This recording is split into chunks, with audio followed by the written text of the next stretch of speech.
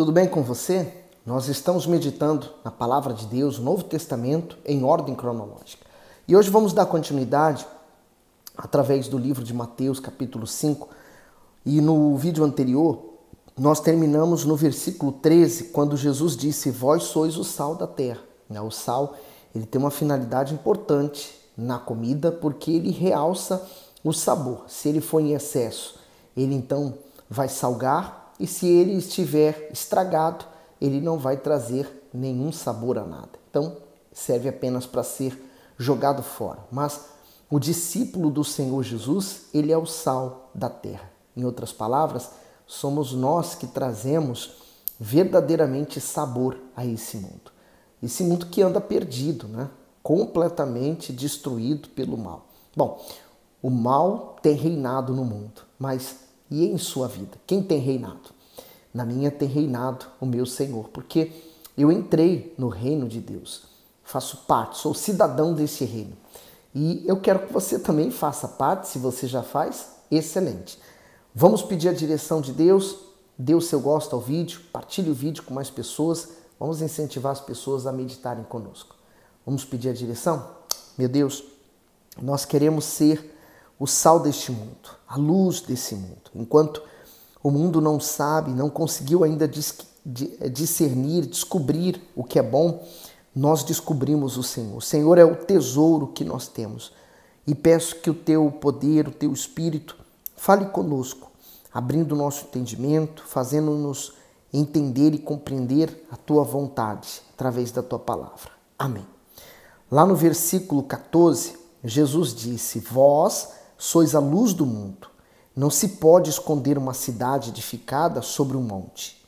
Nem se acende a candeia e se coloca debaixo do alqueire, uma mesa, mas no velador, e dá luz a todos os que estão na casa. Assim, resplandeça a vossa luz diante dos homens, testemunho, para que vejam as vossas boas obras e glorifiquem a vosso Pai que está nos céus. O comentário aqui do 13 ao 16, do 14 ao 16, vós sois a luz do mundo. O Senhor Jesus se identificou como a luz do mundo e, da mesma forma, definiu os seus servos. Dessa maneira, aquele que traz a palavra de Deus dentro de si e a pratica, ilumina com suas atitudes de fé e obediência aqueles que estão na escuridão. Como luz, somos um referencial do nosso Senhor neste mundo. E por isso, que nós temos que ter esse propósito de glorificar o Pai através da nossa vida. Não apenas, por exemplo, com um testemunho de vida financeira, ou de uma cura maravilhosa, ou de você ter casado muito bem, dos seus filhos serem convertidos, mas também testemunho de caráter. É o que vem da nossa essência cristã, de você amar o seu próximo, mesmo que aquela pessoa esteja te fazendo mal. Então, esse testemunho, nos dias de hoje, acredito que vale mais do que qualquer outro. As pessoas andam tão nervosas, tão esquisitas, As pessoas, elas andam odiando umas às outras, fazendo o contrário da palavra de Deus. Nós temos que praticar a palavra. E a palavra de Deus nos manda amar uns aos outros. Então, esse é o testemunho, essa é a luz que Deus quer que você leve ao mundo. Às vezes, a pessoa ela vai numa igreja, ela fala de Jesus para todo mundo, ela quer que todo mundo vá para a igreja que ela vai, mas ela dá um péssimo testemunho. Ela briga dentro de casa, ela grita com os vizinhos, ela tem problemas no casamento, ela tem problemas na empresa onde ela trabalha, ela tem problemas por onde quer que ela vá. E às vezes, qual o testemunho que ela está dando? Ela está, desculpa eu usar essa palavra, mas é a verdade. Ela está sendo anticristo, porque ela está evangelizando contra o Senhor Jesus. 17. Não cuideis que vim destruir a lei ou os profetas. Não vim destruir, mas cumprir. O comentário diz assim: não cuideis que vim destruir a lei. Os fariseus acusavam o Senhor Jesus de não guardar a lei, mas era exatamente o contrário. Eles é que desprezavam as Escrituras para dar lugar às suas tradições. O Senhor Jesus jamais ultrapassou qualquer mandamento ou profecia, mas honrou e cumpriu tudo aquilo que estava escrito. Ele foi o único homem que atendeu a todos os preceitos da lei sem falhar em nenhum ponto.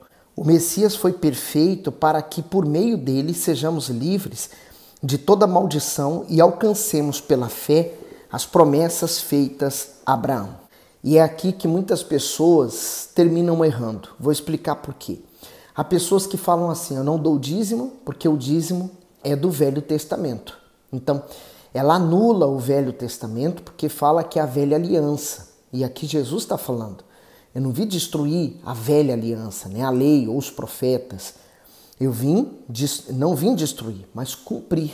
Quer dizer, ele cumpriu, ele está dando sentido, o Evangelho, né? O Novo Testamento, ele traz a luz para o que foi o velho. O velho não foi anulado, né? Ele permanece. O velho anunciava a vinda do Novo Testamento. Agora, com o Novo Testamento, os dois se juntam e se tornam um só e poderoso, né? Você sabe o Deus Pai, conhece o poder do Deus Pai, você conhece o Deus Filho e o que ele fez na cruz, morrendo por nós e nos salvando e nos livrando da perdição eterna, e ele deixou o Deus Espírito Santo para nos guiar neste mundo. Então, a Trindade perfeita nós somos uma geração extremamente privilegiada por termos a esse Deus. Então, aqueles que dizem que o Velho Testamento ele foi abolido, aqui está o Senhor Jesus afirmando que ele veio cumprir, não abolir. No 18, porque em verdade vos digo que até que o céu e a terra passem, nenhum jota ou um tio jamais passará da lei sem que tudo seja cumprido. Então, a palavra de Deus é aquilo que vai se cumprir, é o de mais importante que tem, a semente mais poderosa que tem, que pode ser plantada dentro de nós, é a palavra. Então, quer dizer, os céus que hoje nós vemos, a terra que nós vemos, tudo isso vai passar um dia, tudo isso vai acabar, mas a palavra de Deus, toda ela vai se cumprir. Então, o que você deve valorizar mais? A palavra de Deus. No 19, qualquer, pois, que violar um desses mandamentos, por menor que seja, e assim ensinar aos homens, será chamado o menor no reino dos céus. Aquele, porém, que os cumprir e ensinar, será chamado grande no reino dos céus. Comentário: grande no reino dos céus. Os grandes deste mundo são os que possuem riquezas, poder e sucesso, mas os grandes no reino de Deus são os que obedecem à sua palavra e têm o cuidado de ensiná-las às pessoas. Então, olha a responsabilidade que eu tenho ao estar aqui lendo a palavra de Deus e ensinando. Muitas das coisas que eu falo aqui tem os meus pensamentos, né? Tem a minha opinião. E se eu estiver errado, eu estarei ensinando errado e vou pagar por isso. Então, você não tem que estar preocupado com o pastor A, B ou C, se fala certo ou fala errado. Valorize a palavra. Ela é importante. Por isso que o importante nesses vídeos não sou eu, mas é a palavra que eu estou lendo. Então, ela tem que ser glorificada porque essa palavra transforma vidas. No 20, porque vos digo que, se a vossa justiça não exceder a dos escribas e fariseus, de modo nenhum entrareis no reino dos céus. Comentário: se a vossa justiça, toda santidade, devoção, reverência e fé dos fariseus não passava de aparências. Eles iam ao templo, devolviam seus dízimos, cantavam louvores, liam as escrituras, porém não eram sinceros. A fé que nos justifica diante de Deus é manifesta por meio da obediência total à sua vontade. No reino dos céus não há lugar para falsos adoradores. Porque não basta aparentar uma coisa, precisamos ser. Muito mais do que o que estamos fazendo é o que somos, né, interiormente. Por exemplo, tem pessoas que falam que são extremamente da fé, mas as suas atitudes demonstram que não. Tem pessoas que dizem que são cristãs, mas as suas atitudes mostram que não. Então, as nossas atitudes falam mais do que as palavras. Então, eu preciso ser. Quem é, não faz esforço para ser. Ele é, simplesmente ele é. 21. Ouviste que foi dito aos antigos? Não matarás, mas qualquer que matar será réu de juízo. Eu, porém, vos digo que qualquer que sem motivo se encolerizar contra o seu irmão será réu de juízo. E qualquer que disser a seu irmão, raca, será réu de sinédrio. e também que lhe disser louco será réu do fogo do inferno. Comentário: ouviste que foi dito, o Senhor Jesus mencionou o sexto mandamento da lei, Êxodo 20, 13, que condena o homicida ao juízo para assim trazer um ensinamento muito mais profundo. Há pessoas que não matam fisicamente alguém, mas trazem dentro de si um sentimento de cólera ou ira contra aquele que nunca lhe fez mal algum. Se nós irarmos contra uma pessoa injustamente, seremos também réus de juízo, assim como aquela que matou, pois uma pessoa irada corre o risco de falar palavras ofensivas e injustas contra outra. O Senhor Jesus deu o exemplo de duas palavras muito agressivas que não devem ser pronunciadas contra o próximo. Uma delas é a raca, não há unanimidade quanto ao seu significado, porém o mais aceito é que se refere a algo desprezível, detestável e imprestável. Assim, se tornava réu de juízo no sinédrio quem a proferisse contra alguém. A palavra é louco ou tolo. De igual modo, quem chama o seu semelhante assim será réu do inferno. Nenhum tribunal humano pode condenar uma pessoa pelo que está dentro dela. Contudo, no tribunal de Deus, todas as nossas intenções são vistas e julgadas. 1 Coríntios 4, 5. Portanto, nada julgueis antes do tempo, até que o Senhor venha, o qual também trará à luz as coisas ocultas das trevas e manifestará os desígnios dos corações. E então cada um receberá de Deus o louvor ou a condenação. E segundo a arqueologia, raca, é uma pessoa de cabeça vazia. Como a gente poderia chamar uma pessoa que ela tem problemas mentais. Mais ou menos isso. Então, veja que o Senhor Jesus, ele intensificou a questão. A pessoa que tivesse uma questão com outra, matasse. Era olho por olho, dente por dente. Mas só que agora o Senhor Jesus falou assim, não apenas isso, mas se você chamar ele de louco, você também vai ter um problema sério. Então, o Senhor Jesus está mostrando que essa atitude do passado não está correta. Nós devemos consertar isso. No 23, portanto, se trouxeres a tua oferta ao altar, e aí te lembrares de que teu irmão tem alguma coisa contra ti, então, que ele continua explicando, A pessoa que ela tem algum problema com alguém, ela teve alguma discussão, ela saiu irada, aborrecida, alguém feriu ela ou ela feriu alguém, e agora ele está falando de uma pessoa que nessas condições, nesses termos, ou chamou alguém de raca, ou chamou alguém de louco, tolo, enfim. Essa pessoa, antes de dar a sua oferta para Deus, ela deve fazer isso aí, no 24. Deixai ali diante do altar a tua oferta. Vai reconciliar-te primeiro com teu irmão, e depois vem e apresenta a tua oferta.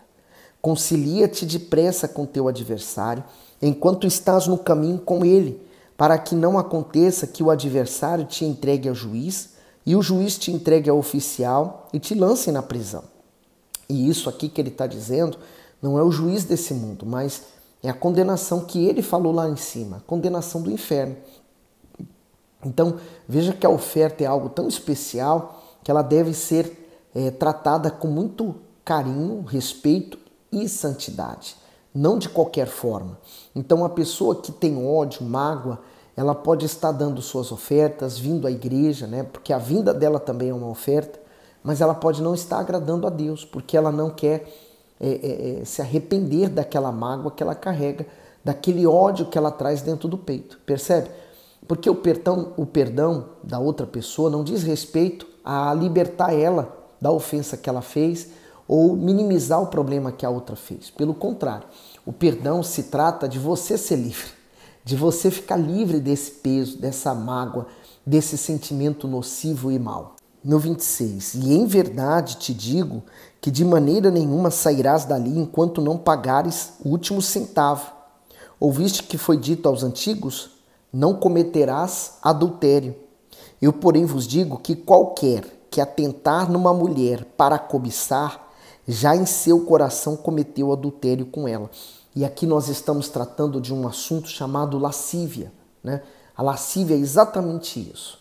E isso aqui não está restrito apenas aos homens, mas também às mulheres. Hoje as mulheres, elas estão se vestindo cada vez com roupas mais indecentes. Então elas também, por causa disso, elas estão buscando a sensualidade, né? O prazer através da sensualidade. Elas querem ser notadas, vistas. Os homens, eles são muito pelos olhos, né? Ele se atrai pelo que ele vê. Então, os homens terminam cometendo o pecado da lascívia, o desejo sexual, a vontade, né, de estar com aquela outra pessoa. Então, isso é um pecado que leva ele também à destruição. Então, veja como que o diabo vem trabalhando nos nossos dias tão fortemente para destruir o ser humano, né?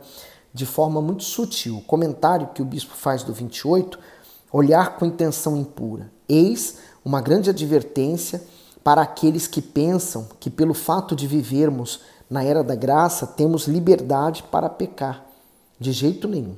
Na lei, o adultério acontecia quando havia prática sexual ilícita, mas na graça, o Senhor Jesus disse que basta olhar e desejar uma mulher para que isso seja considerado adultério.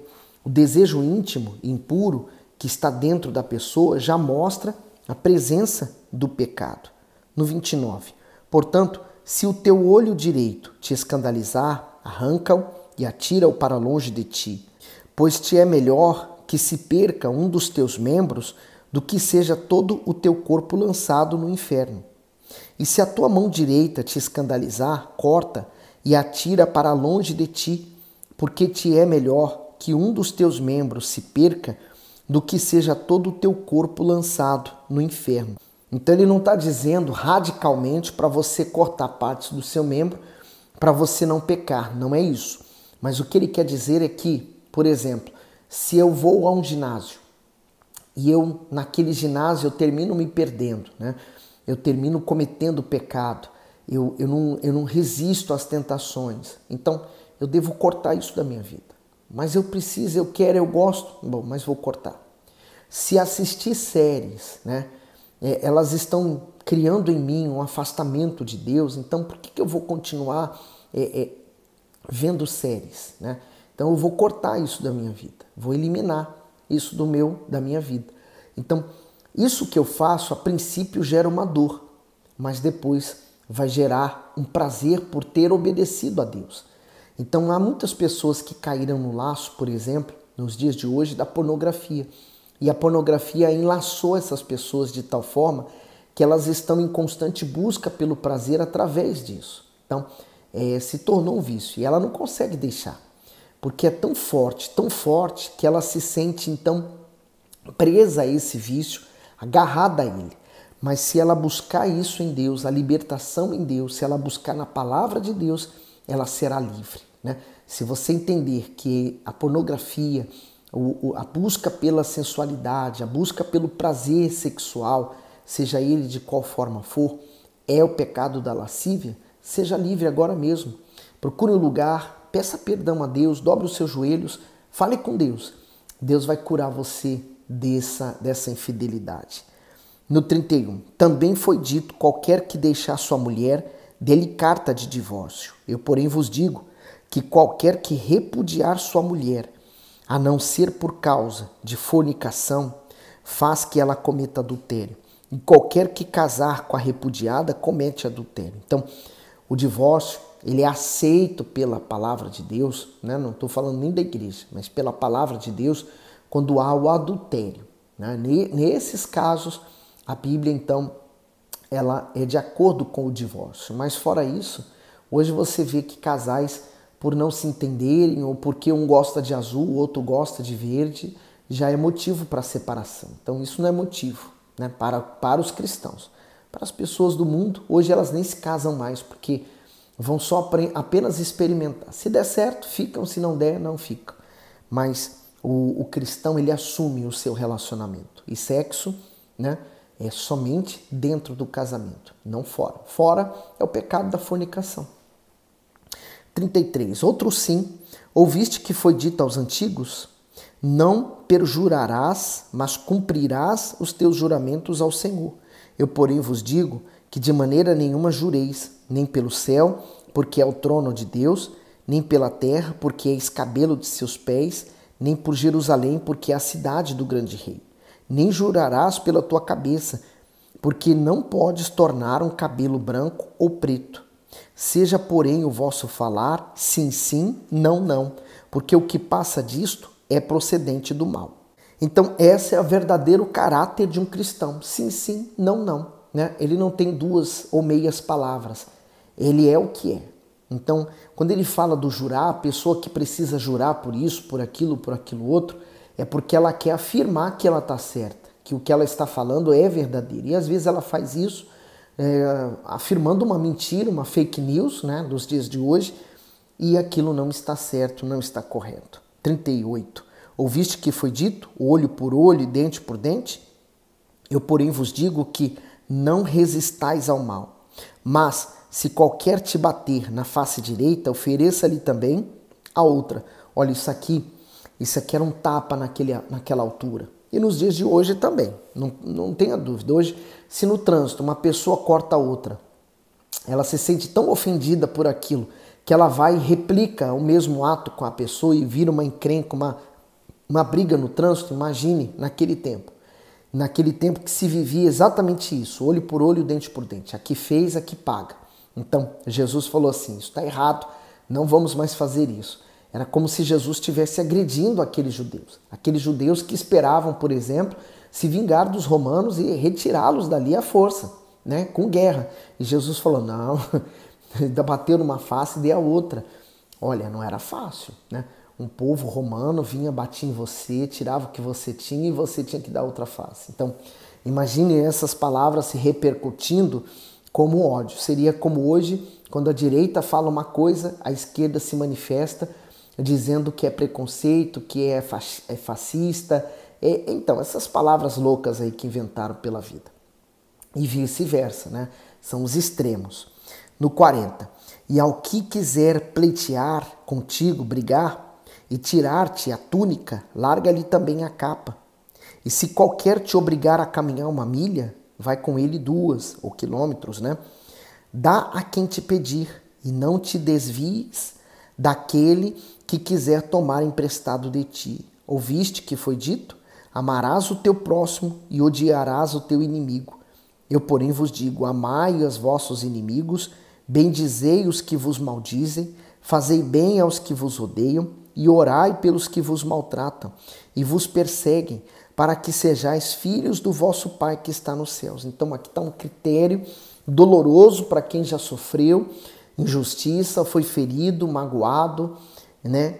Quando você praticar isso, você vai entender e se colocar justamente como um filho, uma filha de Deus. E você vai ter o amor do Pai em você. Quem tem o amor do Pai, né, o Pai celestial, dentro dele consegue amar os seus inimigos. Não é que você vai andar com ele ou conviver com ele, mas é o amor de querer que a alma daquela pessoa também se salve. Normalmente a pessoa que foi tão ofendida, ela fala assim, o fulano de tal, ele não tem salvação. Mas tem, todo mundo tem. Você teve, eu tive, todos teremos. Se aceitarmos o Senhor Jesus como Senhor e Salvador. 45. Porque faz que o seu sol se levante sobre maus e bons, e a chuva desça sobre os justos e injustos. Pois se amardes aos que vos amam, que galardão tendes? Não fazem os publicanos também o mesmo? E se saudardes unicamente os vossos irmãos, que fazeis demais? Não fazem os publicanos também assim? Sede vós, pois, perfeitos, como é perfeito o vosso Pai que está nos céus. O capítulo 5 do Evangelho de Mateus é como deve ser a vida de todo cristão. Se você cumprir esse capítulo, você estará sendo um cristão verdadeiro e estará sendo um discípulo do Senhor Jesus. E certamente você já tem o Espírito Santo. Agora, se você percebe que você está falhando em alguma coisa desse capítulo 5, se conserte imediatamente. Busque o conserto. Você será perfeito. Há alguém perfeito neste mundo? Não. Nós somos imperfeitos. Mas se fizermos isso aí, perante Deus estaremos sendo perfeitos. Bom, agradar os outros, aí é outra questão, né? Nem o próprio Senhor Jesus, na sua época, conseguiu agradar toda a gente. Eu também não me importo se vou agradar todo mundo. A minha única preocupação é agradar a Deus, né? Então ele fala, agrada-te do Senhor e ele satisfará os desejos do seu coração. Quer dizer, eu procuro agradar ao meu Deus. O que agrada a Deus? A fé, né?